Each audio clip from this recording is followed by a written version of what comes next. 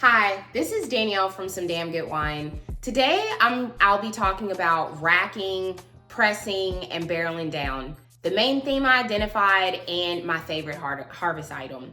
So, what is racking? Racking is the process of moving wine from one vessel to another.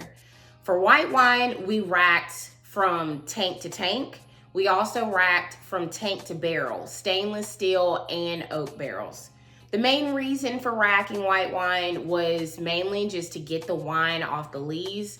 Lees are super gross. They're like this gunk that's kind of at the bottom of the tank, but they're also so pretty. It literally looks like paint, like when the lees actually comes out of the tank and even barrels. For red wine, we racked free run juice to another tank prior to actually pressing the grapes and seeds that were still inside the original vessel. So what is free run juice and what is pressed juice? So free run juice is literally the juice that runs directly from the vessel that the wine was fermented in into another vessel. We would do this by connecting either a small pump and 1-inch line or large pump and 2-inch lines. They would be connected to both vessels. And then essentially the juice would run freely, hence the name of free run juice. When we would be performing this, we had to make sure that the lid of the vessel was open, and that it was vented. We also had to make sure so that it wouldn't kind of like, the tank wouldn't kind of like, the lid of the tank wouldn't kind of blow off. That didn't happen during my internship, but I mean, apparently it's something that can happen via pressure. And so essentially we had to make sure that all of that was good with that tank. And then the other tank, we also had to make sure that it was clean, sanitized, and then properly secure before going from one tank to the other. So that is the whole concept around free run juice. A lot of times some winemakers will also end up doing free run juice in like a gentle way. So if you were using a portable tank, they would use gravity to kind of let that juice kind of make its way to the next vessel. So they would lift the tank up, so then that way it could naturally kind of go and make its way there. That would be another technique of like helping to treat the wine a little bit more gentler through the process instead of rushing it through the pump and lines. So then what do we do for pressed juice? So the pressed juice is the juice that comes from actually pressing the skins and the seeds. We used a basket press. And so to get the grape skins and the seeds to the actual basket press, we literally would have to dig the grape skins out of the tank into a macro bin. The skins would then be placed, placed in that macro bin. The macro bin would then be lifted up in the air, and then all of the grape skins and seeds would then be dumped into the basket press. They would be pressed for about 10 minutes, and then the pressed juice would come out on the other side of the press.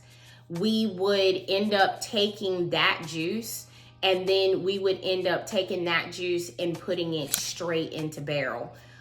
We were able to do that via a small pump, 1-inch line, and also a barrel wine with a looking glass. So when do you end up barreling down the free run? So you've already barreled down kind of like your pressed juice or whatever.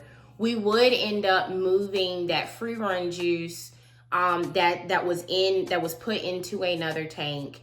We would eventually end up taking that juice and then end up putting it in barrel. But what we would do is we would give it about 2 to 3 days to settle in that new tank that it went to. And then we would end up racking, so taking that juice that was in that new tank and then moving it into barrel. And then essentially what we would do is once it got into barrel, everything that would be in barrel, we would kind of let it chill or whatever for a bit until it was time to actually end up racking that red wine off of its lees. The winemakers actually end up doing racking of both white and red wine again, up to 2 to 3 more times for white wine and at least 1 to 2 more times for red wine prior to bottling. For both red and white wine, they'll rack and they'll take the wine from the barrel into a tank. And then they would essentially end up cleaning that barrel with a pressure washer. And then they would then rack the wine that was in the tank back into the barrel. So essentially this helps to make sure that if it's red wine, that you're removing like gross stuff like out of the barrel, so like lees, or you're helping to promote like even more clarity in the wine for white wine. So my ultimate favorite thing that helped throughout my harvest internship was just being able to see my family. I was able to see my partner and the love of my life, Brian, about 3 to 4 times during the internship, and was able to see my little one, Clarky, once. Being here and working long hours is one thing, but it's also super lonely. So it was great that I had something to look forward to while I was kind of going through all of this over the past 2 months. We would have about 36 hours together, but it was nice to just be in a love bubble. I feel like that like out of everything that I named, like that so far was the best way for my body and my soul to heal in order for me to kind of continue to press through all of these phases. This phase overlapped across multiple phases, but towards the end of the internship, this is kind of all that we were doing, was like literally doing this like repeatedly, managing the wine, getting it off of its skins, getting it off of its lees, and just continuously racking. I think that the most major and glaring thing for me during this phase was the confirmation that I knew that I was on the right path in my journey. And ultimately that this is something that I could totally see myself doing. So I hope that you found this helpful, and thanks, and be well.